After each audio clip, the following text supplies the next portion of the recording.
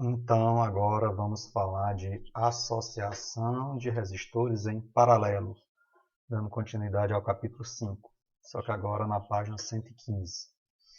Então, vamos ver as três características da associação de resistores em paralelo, né? Já vimos a da associação em série, agora vamos ver a da associação em paralelo. Então, olha só, aqui nós temos um circuito mostrando, aqui neste desenho, né? Nós temos um circuito mostrando os aparelhos, duas lâmpadas, um ferro de passar. E aqui de cara a gente vai já ver a diferença desse circuito em paralelo, que é o que a gente está analisando, em relação ao circuito em série.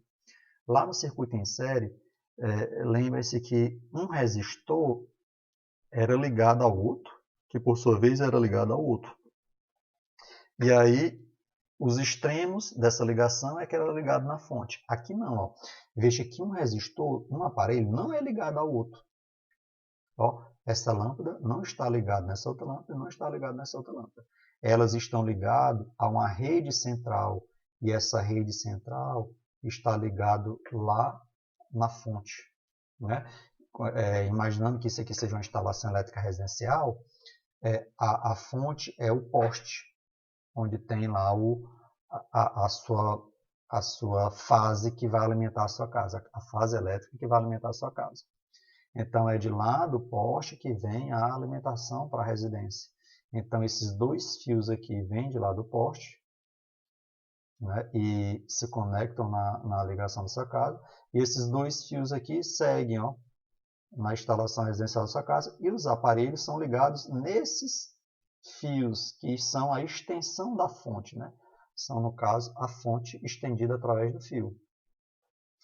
Então, olha a diferença. Os aparelhos são ligados diretamente na fonte e não são ligados um no outro. Isso aí significa o quê? Vai refletir diretamente na tensão. Enquanto que lá a tensão na associação em série, a tensão da fonte era dividida entre os resistores associados, aqui não vai acontecer isso. Aqui a tensão da fonte vai ser a mesma nos resistores associados. Então, eu tenho três resistores aqui associados em paralelo. Como eles estão ligados diretamente na fonte, e a fonte, no caso aqui, é 220, então a tensão que vai alimentar cada um deles vai ser 220. Vai ser 220 nesse e nesse aparelho. Né? Então não vai ter uma divisão de tensão. A tensão vai ser a mesma em todos os resistores associados. Essa daí é a primeira característica da associação em paralelo. Ok? Perceba aí a diferença. Agora, a outra característica, que também é diferente lá da associação em série, é o comportamento da corrente.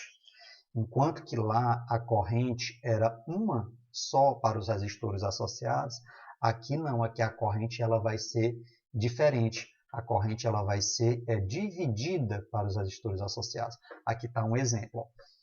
Aqui nós pegamos aqueles três aparelhos lá e substituímos ele pela simbologia. Aqui, ó, R1,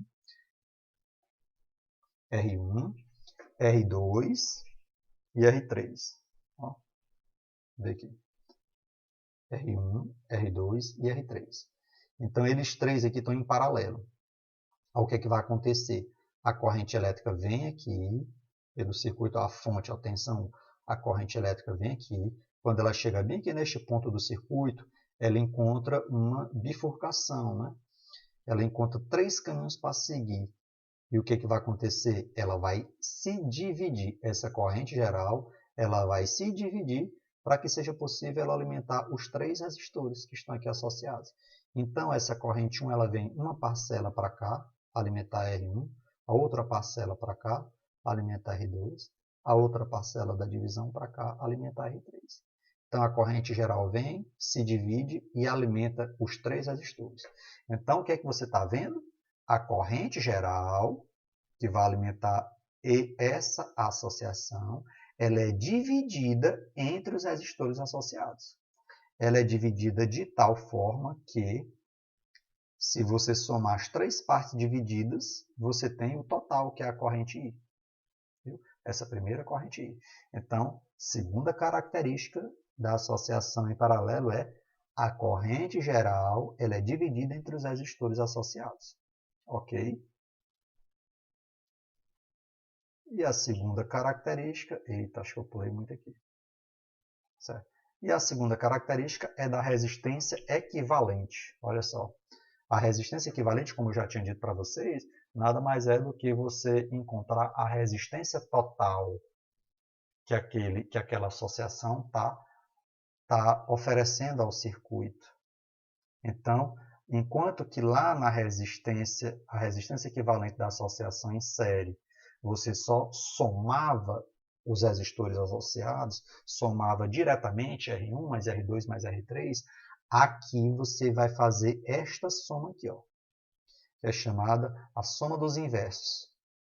Certo? Vamos ver bem que se eu achar a equação pronta. Está bem aqui, ó. Olha aqui a equaçãozinha aqui, ó. O inverso da resistência equivalente, ó, REQ, quer dizer resistência equivalente. 1 sobre a resistência equivalente, a gente chama de o inverso da resistência equivalente. E 1 sobre R1, a gente chama o inverso de R1. 1 sobre R2, a gente chama inverso de R2. 1 sobre R3, a gente chama de o inverso de R3.